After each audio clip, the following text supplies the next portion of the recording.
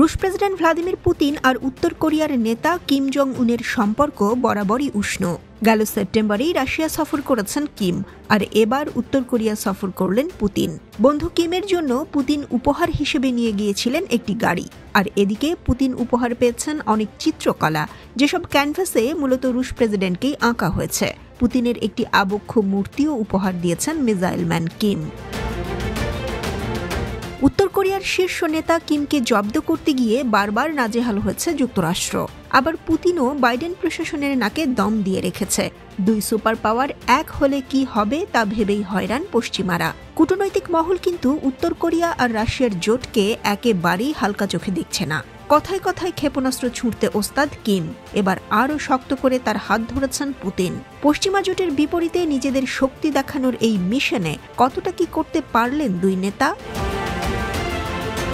এই সফরে Kim Jong উনের সাথে একটি দ্বিপক্ষীয় প্রতিরক্ষা চুক্তি সই করেছেন রাশিয়ার প্রেসিডেন্ট ভ্লাদিমির পুতিন। গত কয়েক বছরে এটি রাশিয়ার অন্যতম গুরুত্বপূর্ণ পদক্ষেপ। কিম এটিকে জোট হিসেবেই দেখছেন। কি আছে এই চুক্তিতে?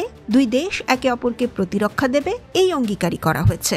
তবে চুক্তি সইয়ের পর পুতিন জানান এই চুক্তিতে একটি অনুচ্ছেদ রয়েছে, যার মাধ্যমে চুক্তিতে সই করা যে কোনো এক পক্ষের বিরুদ্ধে কেউ আগ্রাসন চালালে অপরপক্ষ তাকে সহায়তা করবে। উত্তর কোরিয়ার নেতা কিম জং উন বলেন, তার দেশ কিংবা রাশিয়া কোনো ধরনের ঘটনা বা যুদ্ধের মুখে পড়লে কোনো দ্বিধা ছাড়াই এর জবাব দেবে উত্তর কোরিয়া। অবশ্য ঘটনা বলতে কি বোঝাতে চেয়েছেন তা স্পষ্ট করেননি কিম। পশ্চিমাদের সঙ্গে দেশ দুটির অচল অবস্থা বাড়তে থাকার মধ্যেই এই চুক্তি হলো। স্নায়ুযুদ্ধ পরবর্তী সময়ে রাশিয়া এবং উত্তর কোরিয়ার মধ্যে এটি সবচেয়ে শক্তিশালী চুক্তি বলে মনে করা হচ্ছে। দ্বিতীয় বিশ্বযুদ্ধের পরে উত্তর কোরিয়া প্রতিষ্ঠার পর থেকেই মস্কোর সঙ্গে ঘনিষ্ঠ সম্পর্ক বজায় রেখেছে পিয়ংইয়ং। 2022 সালে ইউক্রেনে আগ্রাসনের জেরে রাশিয়ার ওপর নিষেধাজ্ঞা বাড়তে থাকার পর দেশ দুটির সম্পর্ক আরও গভীর হয়েছে। যুক্তরাষ্ট্র ও এর মিত্রদের অভিযোগ, স্যাটেলাইট প্রযুক্তির বিনিময়ে ইউক্রেন যুদ্ধে রাশিয়াকে গোলাবারুদ এবং ক্ষেপণাস্ত্র দিচ্ছে উত্তর কোরিয়া। পুতিনের এই সফরে নজর রাখা যুক্তরাষ্ট্র ও এর মিত্ররা এরই মধ্যে চুক্তির বিষয়ে উদ্বেগ জানিয়েছে। নতুন চুক্তির ফলে পশ্চিমাদের এই উদ্বেগ আরও বাড়বে বলেই মনে করছেন বিশ্লেষকরাও। দুই দেশের সামরিক সহযোগিতার চুক্তির খবর জেনে মস্কোকে এক প্রকার হুঁশিয়ারি দিয়েছে দক্ষিণ কোরিয়া।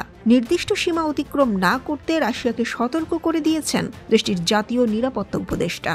কিম পুতিনের জোট যুক্তরাষ্ট্রকে জব্দ করার বড় শক্তি হয়ে উঠতে পারে। পিয়ংইয়ং থেকে দেন দরবার করতে ভিয়েতনাম গেছেন পুতিন। পুরো ব্যাপারটি আর কোনোভাবেই হালকা করে দেখতে পারবে না প্রতিপক্ষ।